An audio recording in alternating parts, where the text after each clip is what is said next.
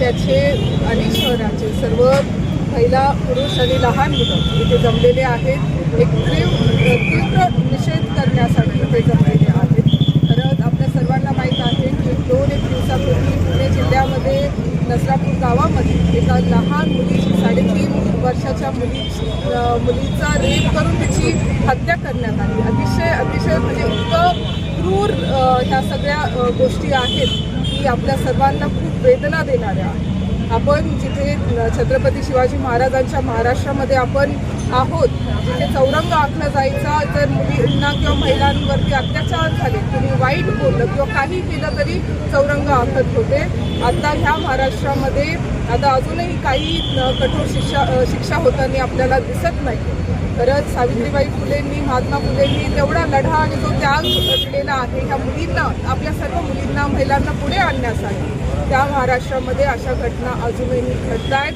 हे अतिशय निंदनीय आहे आणि त्याचाच विरोध करण्यासाठी आणि त्या छोट्याशा रेपवतीला न्याय मिळवून देण्यासाठी खरं तर आज आम्ही सर्वजण जमलेलो आहोत.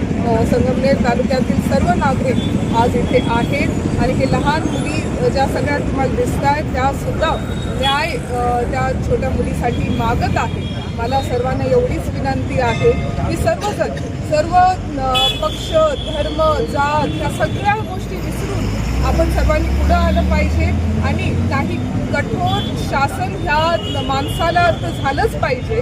पण इथून पुढे असं कोणत्याही मुलीवरती किंवा बालिकेवरती किंवा महिलेवरती असं काहीही घडणार नाही. त्याच्यासाठी कडक नियम आणि कडक कायदे हे होणं अतिशय गरजेचं आहे. काय की जोपर्यंत हे कायदे कडक होणार नाही आणि ह्या कायद्याच्या माध्यमातून अशा नरधमांना शिक्षा होणार नाही, तोपर्यंत ह्याचं गांभीर्य कोणाला येणार नाही. अजूनही भारतामध्ये प्रत्येक मिनिटाला एका मुलीचा रेप होत असतो आणि तेव्हा आपण म्हणजे जे विकसित भारत, अच्छे दिन भारत आणि नवीन भारत आणि वेगवेगळ्या भारताला वेगवेगळे जे नावं दिले जात आहेत, अशा भारतामध्ये आपण पुढे जात असताना अजूनही आपल्या मुली आणि महिलांना सेफ नाही आहेत. याचं खरं ही लाजिरवाणी गोष्ट ही आपल्या सर्वांसाठी आहे.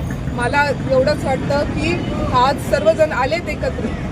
मला बाकीच्या ज्या संघटना आहेत, ज्या काही छोट्या मोठ्या गोष्टींवरती भरपूर उद्रेक करतात, सकल हिंदू समाज म्हणून पुढे येतात, आज कुठे आहेत ते सर्वजण ज्यांनी निषेध केला पाहिजे अशा गोष्टींसाठी? ते सर्वजण शांत बसलेत किंवा त्यांच्या विजयाचा मोठा जल्लोष करत आहेत. पण जेव्हा उतरलं पाहिजे रस्त्यावरती, जेव्हा काम केलं पाहिजे, कठोर निर्णय घेतले पाहिजे, शासनाला विनंती केली पाहिजे, तेव्हा इथं कुणी दिसत नाही. तेव्हा आम्ही सर्वजण, हे सर्वसामान्य नागरिक आज इथे आलेले आहेत आणि ते ह्या सगळ्यांना आणि सांगायला आलेले आहे आणि शासनाला सांगायला आलेले आहेत की कठोर शिक्षा जसं दुर्गाताई इथे म्हटल्या, फक्त फाशी देऊन चालणार नाही, पण इतकी कठोर ती शिक्षा असली पाहिजे की पुढच्या वर्ष ह्याचं उदाहरण जे आहे ते सगळ्या अशा मानसिकतेच्या माणसांना, लोकांना ते राहायला पाहिजे की कुणीही कोणत्याही मुलीवरती किंवा बालिकेवरती हात उचलायच्या आधी सुद्धा त्यांनी विचार केला पाहिजे. अजूनही आपल्या वडगाव बांधची ॲसिड हल्ल्याची गोष्ट आहे, अजूनही सापडलेला नाही तो माणूस. 45 दिवस उलटून गेलेले आहेत, 50 दिवस होत आलेले आहेत, अजूनही तो मनुष्य सापडलेला नाही. असं शासन चालणार आहे का? असं तुमचं सगळं प्रशासन चालणार आहे का की जो अशा कृती करतोय तो सेफली कुठंतरी फिरतोय आणि कोण त्याला संरक्षण देत आहे ते आपल्याला अजून माहीत नाही. पण असे लोक जर कुठे असतील तर आपल्या सर्व जनतेची, आपल्या सर्व नागरिकांची जबाबदारी असते की अशा लोकांना पुढे घेऊन त्यांना आपल्या न्यायाच्या दारामध्ये त्यांना आणलं पाहिजे. एवढंच मला वाटतं.